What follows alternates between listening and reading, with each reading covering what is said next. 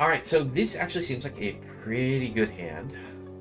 The only drawback is we don't have a second blue source for the Kraken, but we actually do have it in the form of the Outlaw here, so we'll keep.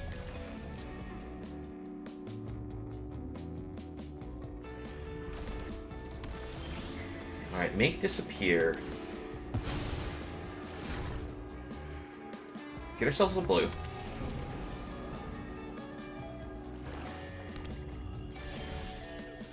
Find another blue. So that means we just have to play this land, pass, hold up the counterspell in case opponent's going to play something we don't like.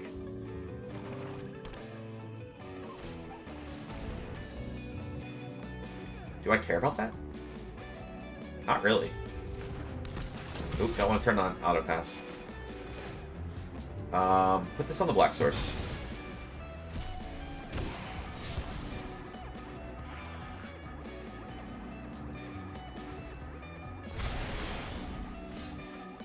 Probably should have put it on the blue source, because I was thinking, like, literally as I clicked the black source, I'm like, why did I do that? We have double blue in hand. Our double black requires this being on board. Oh well. Still holding up the disappear.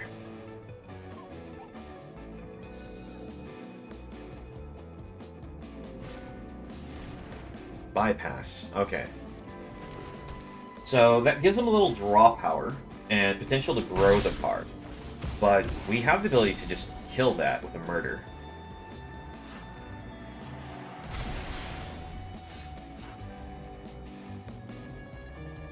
Let's attempt the murder right now. I want to kill it before it has a chance to grow again, and I wanted to do it before their blue source was untapped to potentially present a counterspell against us.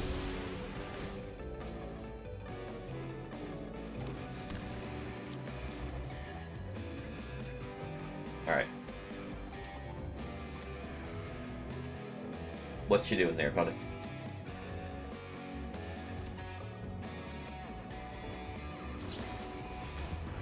A little chat. That's another reason why I wanted to do it before they had the chance to react with anything. A little chat would have made it so where they could have sacrificed it in response and gotten value off of the creature being removed.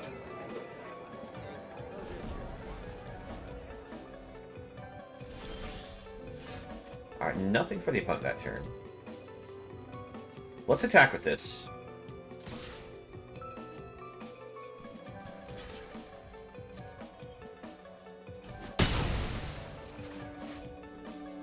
Let's go red source, bring out Magician,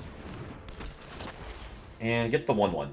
We have enough mana, I don't feel like we need the treasure. And having the 1/1 also means that we can use Make Disappear and have another sacrifice option. Now they can have that. I didn't want to give it to him because it got the card draw and it's a flying body, but it is only a 2/1.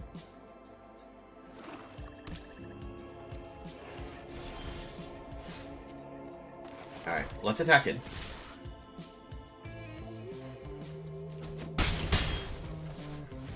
The...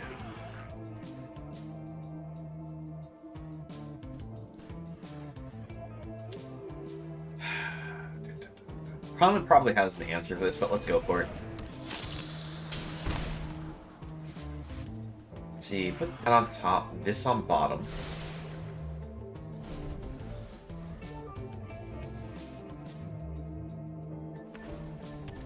Opponent finally gets their double white. Alright, we want to kill that. We do have the charm. Let's attempt to remove this from the board first. Okay, that worked. Let's go for a draw.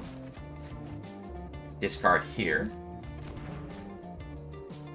Gonna hold on to the Newsy for now, because I want to hold up mana for the counterspell potentially. And opponent has scooped it up. We get there. Alright. Yeah, no, so we actually had just enough answers for the opponent, and even if they actually brought another big threat out, we had the charm. But with the amount of mana they had, make disappear, we could sacrifice this, make them pay an extra 4, so they could resolve a mana cost 3 or less, but anything more than that, we would have the counterspell action. And with a 4/5 on board, I think this was we had an easy win here. So yeah, there we go. Ah, jeez, again, another one of these 2-landers. It's tempting to keep it because we have the mana fixers here, but these are all super expensive. Like, these are 3, so if we get one more land, we could play anything, but I'm just getting mulligan. Alright. We'll keep. Put Case to Joint on the bottom. We'll start with Tramway Station. Yes, hello, opponents. Let's go for the newsy. Let's go ahead and just mill the top 2 cards. Alright, unfortunately, one of them was a land.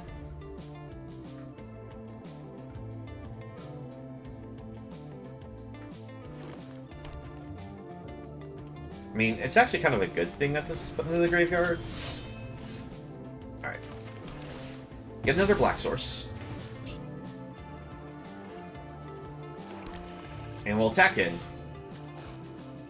We choose to do the attack trade, because if the opponent attacks in, they may have a combat trick, and maybe thought we would just lose Newsy for no value. Oh, Kraken off the top. Turn 4. Oh, this is a good final game. For us, that is.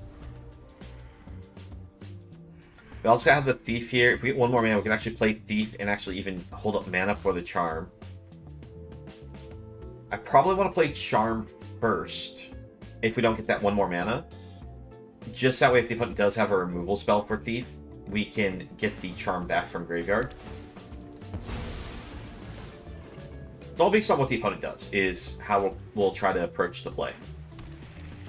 And as well as our draw. So we don't have to worry about a what's it called? Oh, they're not holding back the creature, so they're not going to tap down our Kraken. They're going to accept the 6 damage.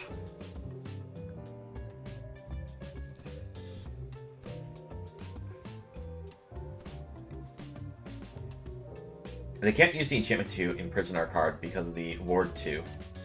They would have had to have an untapped land. And that's what I was trying to remember. Hold for Ransom. That's it. That's it.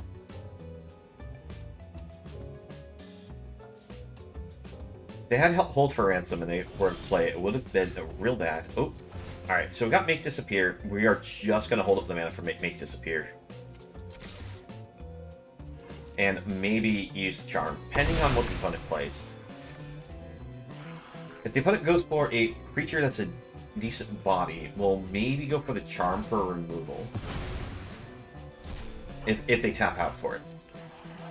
If they don't tap out for it, we make it disappear.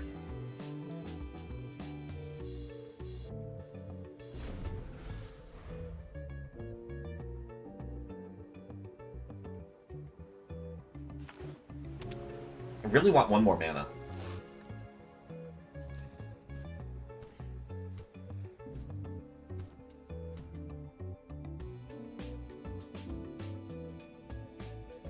Opponent's going to hold back. Moved combat. Do you tap? You do not tap. I will attack. Will you take this 6? You block. Interesting.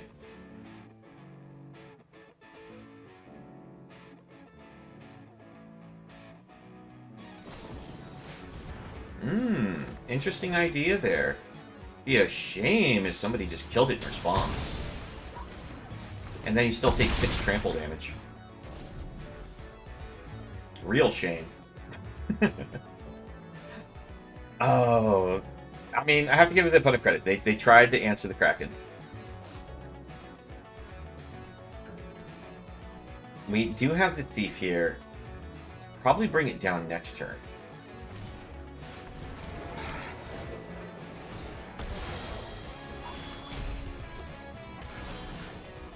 Okay, so we have the extra mana that we were looking for. Thief is down. Opponent, you didn't... You made so I couldn't attack with that. Why did you tap? Oh, no, you could. The ward. You couldn't pay for the ward. Why did I attack? I was supposed to leave her untapped. It's not what I could make disappear if they went for something bad. And that was something bad. Because that would have given them enough power now that they can trade against Kraken. At least we have this little 1-1.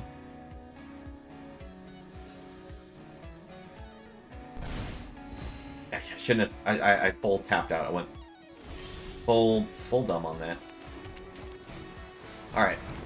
Bring this out. Does the opponent tap? They don't. Alright, we just attack it with the fish.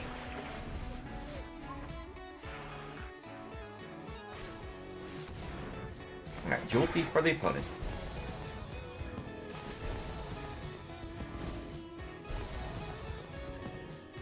Next turn, I think I'm going to attack it with the Glamour Thief. Because if they kill it, we'll be able to get back the charm. And we can actually charm away one of the creatures. Or we could just do this. Alright, let's go for a Hostile Takeover. Let's actually use Cormela here for mana. Go, you have 1 toughness. This has 4.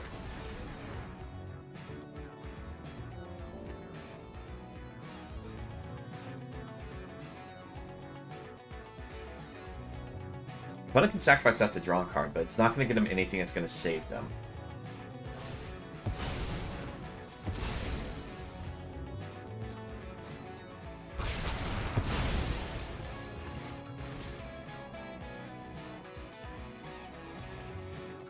Does the opponent tap? This is going to bring you down to 1 opponent. Make sure you wanted to do that. Yeah, you can block and trade, but you only have 1 toughness.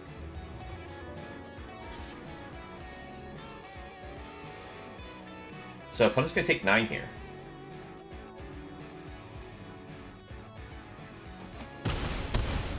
They're down to 1. We have lethal in more than one way. We can attack the fish. The other way is we can float mana with this. Alright, we'll do it this way. The other way we can do it is you can float mana with this, play this, and then play Charm from Graveyard and drain the opponent for 3 life. Alright, good game, opponent.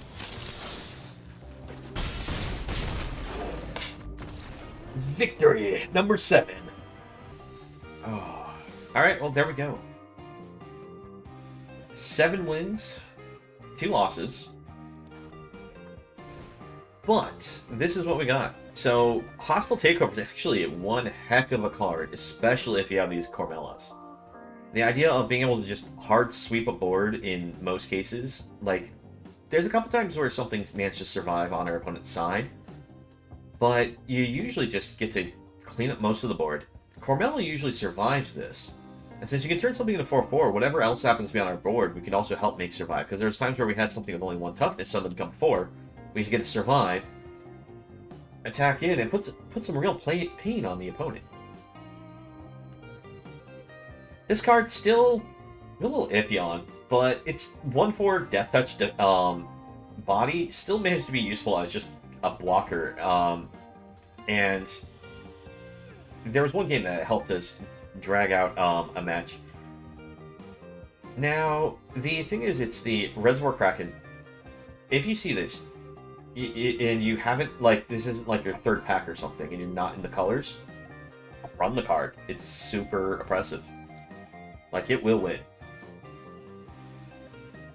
But, yeah, overall, I think we got a pretty amazing pull here. The deck worked out really well. Also, these initiates, I think they're actually really good. I don't think that, they're nearly great if you get, like, a whole bunch of newsies and these infiltrators, but just as a filler card, this is solid. 3/1 for 3 mana, it means that it can block and trade against most things.